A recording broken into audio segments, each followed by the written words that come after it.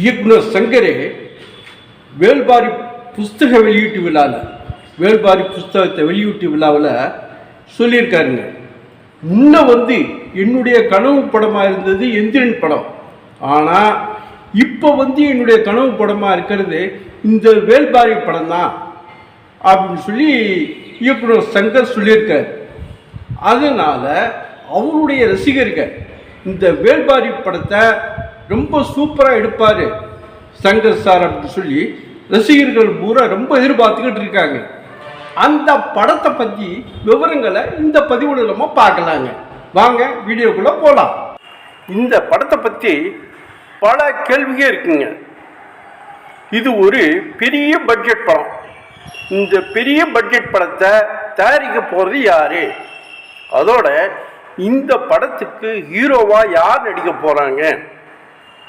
இந்த கதை ரொம்ப பெரிய கதையாச்சே, எத்தனை பாகங்களாக எடுப்பாங்க? இந்த மாதிரி ரசிகர்கள்ட்ட பல கேள்விகள் இருக்குங்க.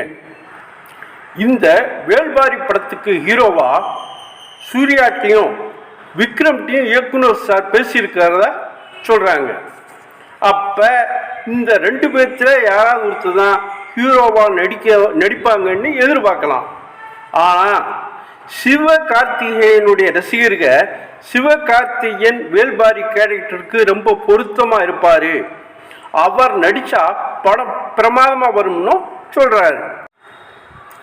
7ஆம் அறிவு படத்தில் வர்ற சூர்யாவோட கெட்டப்பு, 7ஆம் அறிவு படத்தில் வர்ற சூர்யாவோட கெட்டப்பு வேல்பாரி படத்துக்கு வேல்பாரி அந்த கேரக்டருக்கு பொருத்தமாகவும் நல்லாவும் இருக்கும்னு சூர்யாவோட ரசிகருக்கு சொல்கிறாங்க.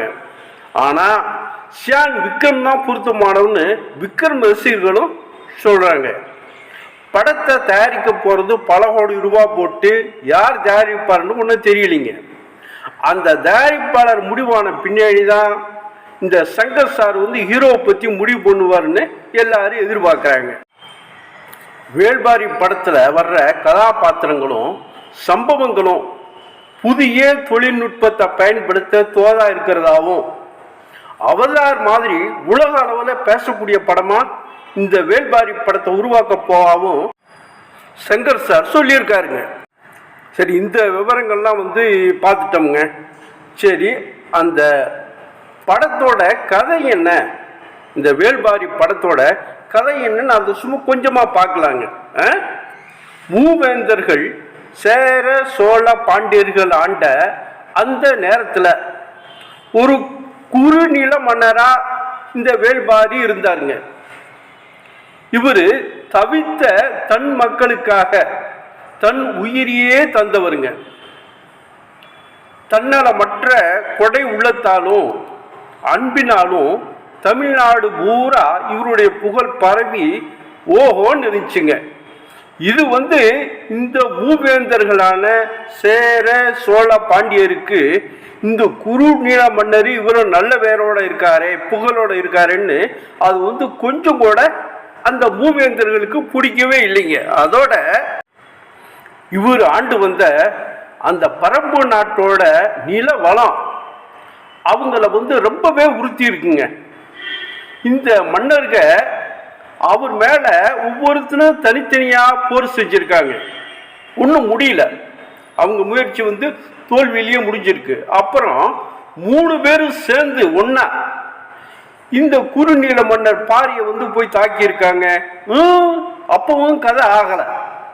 அப்புறம் என்ன பண்ணியிருக்காங்க, இந்த 3 பேரும் சேர்ந்து சதி செஞ்சு பாரியோட உயிரை வாங்கியிருக்காங்க. அதாவதுங்க, வீரத்தால் வெல்ல முடியாததை துரோகம் செஞ்சு தான் வென்றிருக்காங்க. இதுதான் அந்த படத்தோட கதைங்க. கதை அருமையான கதைங்க. சங்கர் சாரும் சூப்பராக எடுப்பாருன்னு எதிர்பார்க்கலாம். படம் வெற்றி பெற வாழ்த்துவோங்க.